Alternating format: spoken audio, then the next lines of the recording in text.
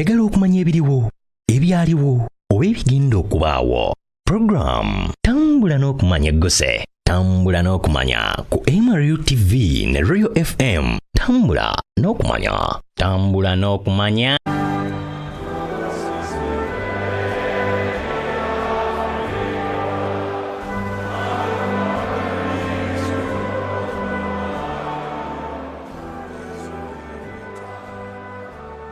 Winnie Mandela yazaalibwa mu mwaka gwa 1936 omwezi gwali gwa mwenda ennaku z'omwezi 26. Yali asibuka mu famire emanyiddwa nga ey'abampondo okuviira ddala ku kaalo akamanyiddwa nga Bizana South Africa.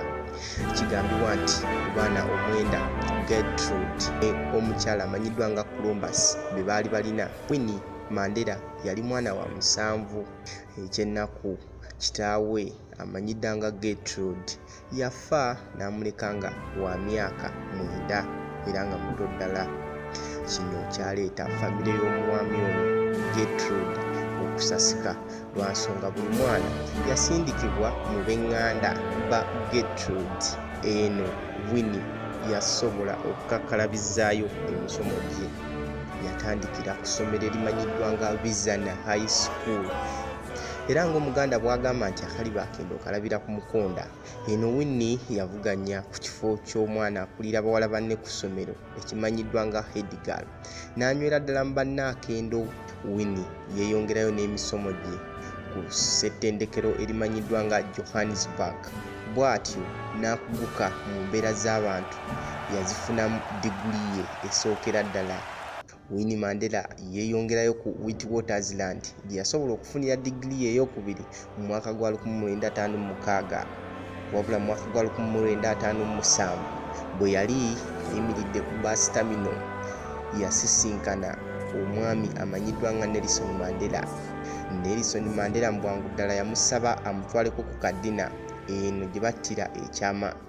Ne batandika okubeera bombiriri. Wabula mu mwaka gwa 1958 basobola okuzaala abaana baabwe okwali Zenani ne Zindiwe.